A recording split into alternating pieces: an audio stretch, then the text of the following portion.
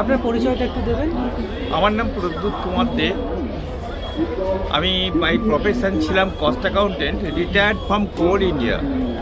আচ্ছা, তো এইটা আপনাদের এই যে স্টলটা বা এই যে প্রতিষ্ঠান, এটা কতদিনকার?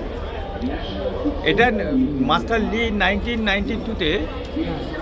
চায়নাতে উনি এই ফালুন দাফা প্রচার করেছিলেন। তারপর থেকে এটা এখন 114টা কান্ট্রিতে এই ফালুন দাফা এই জিনিসটা কি? প্রচার করছে, সবাই প্র্যাকটিস করছে। জিনিসটা কি? এই ফালুন দাফা হলো অতি প্রাচীন এক সাধনা পদ্ধতি। এই সাধনা পদ্ধতিতে সত্য, করুণা, সহনশীলতা একসাথে সাধনা করা হয়। আচ্ছা, এখানে 5টা এক্সারসাইজ আছে, 4টে এক্সারসাইজ বসে আর একটা এক্সারসাইজ হলো ধ্যানের। এই ফালুন দাফা শব্দটার কোনো মানে আছে? ফালুন দাফা হলো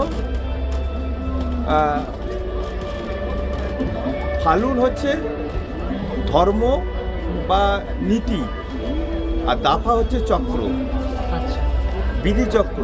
আর দাফা লুন হচ্ছে ফা হচ্ছে ধর্ম বা বিধি, হ্যাঁ, আর লুন হচ্ছে চক্র, আর দাফা হচ্ছে মহান পথ। আচ্ছা। আপনি এটার সাথে কতদিন ধরে যুক্ত? আমি 2020 সাল থেকে এখানে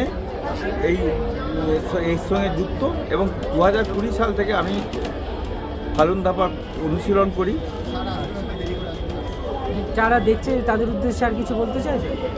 আমি তাদের সকলকে বলবো যে তারা একবার স্টলে এসে দেখুক, দেখে বই দুটো পড়ুক। আমাদের দুটো বই আছে, জুয়ান ফালুন এবং ফালুন গং।